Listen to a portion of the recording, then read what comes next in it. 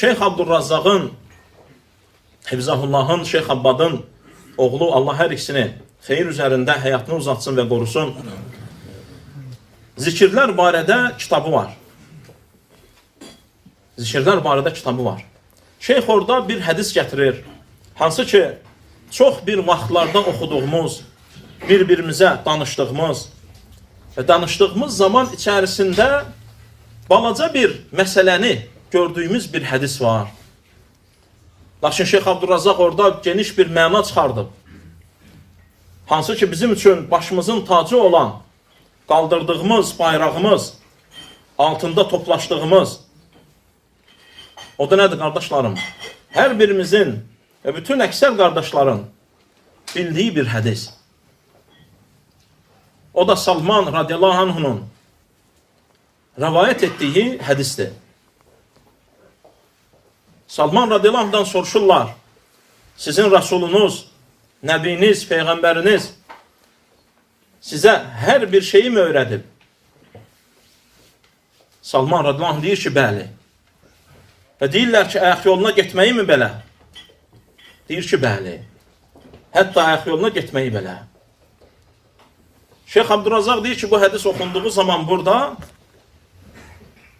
insanın ilk öncə gördüyü, soruşulan suala cavab verilməsi var. Amma burada məsələ bununla bitmir. Salman radiyallahu anhudan bunu soruşanlar müşriklər idi. Adamlar bunu dini öyrənmək üçün, məsələni bilmək üçün, bu işi araşdırmaq üçün soruşmurdular. Onlar Salman radiyallahu anhunu, İslamı və müsəlmanları alçaldmaq üçün soruşurdular. Buradakı deyim nə idi? Yəni sən özün ayaq yoluna gedə bilmirsənmi ki, hətta sənə Allah, Rasul göndərib ki, ayaq yoluna getməyi belə sənə öyrətsin? Məsələ budur. Və buradakı ikinci məsələ bilirsənmi nədir? Sahabenin sənə öyrətmək istədiyi. Sənin şərəf yerin, izzətin, altında toplandığın və qaldırdığın bayrağın, dinin. Salman radiyallahu anh ona həmən deyir, bəli. Yəni, fəxr edirəm bununla, mən bəli. Dinim, utanc yerim deyil mənim. Utanım ki, mənə ayaq yoluna getməyi belə o öyrədib. Yatmağı belə mənə o öyrədib. Durmağı belə öyrədib. Gəzməyi, oturmağı, hər birini o öyrədib. Və mən bununla fəxr edirəm. Mən bundan utanmayacam. Salman radiyallahu anh, qardaşlar, bəli deməklə kifayətlənməyib adam. Sonra izah edir ona. Biz sizin kimi, heyvanlar kimi ayaq yoluna getmərik. Bizə öyrətdi. Sağ əllə ayaq yolunda istifadə eləməyəcəksən. Solla istifadə edəcəksən. Nəinki utanmaq.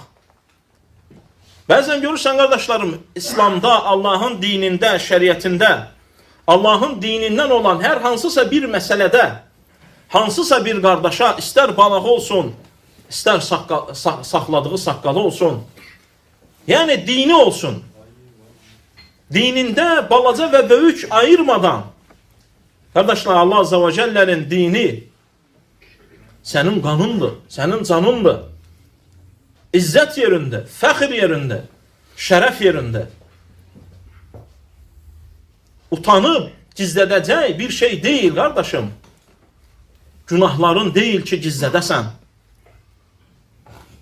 Başını qaldıra biləcəyin ən üstün və ən yeganə şey və şərəflənəcəyin, izzət tapacağın və ucalacağın dinin.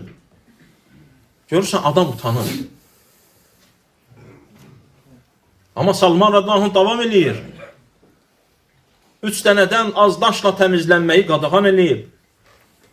Sümüklə və həmçinin peyinlə təmizlənməyi qadağan eləyib. Və Şeyx Abdurrazzaq bunu izah eləyir. Onun üçün, qardaşlarım, qeyd etmək istədiyim və demək istədiyim məsələ budur ki, insan gərək qayıtsın hədislərin şərhinə, alimlərin, sələf salihin fəhminə, düzgün anlaması üçün həm özünün, həm cəmiyyətinin, həm millətinin, həm dövlətində olanların, həmçinin əli və səsi və dili çatan və yetişə biləcəyi digər millətlərə və ya ölkələrə çata biləcəyi faydaları versin və çatdırsın.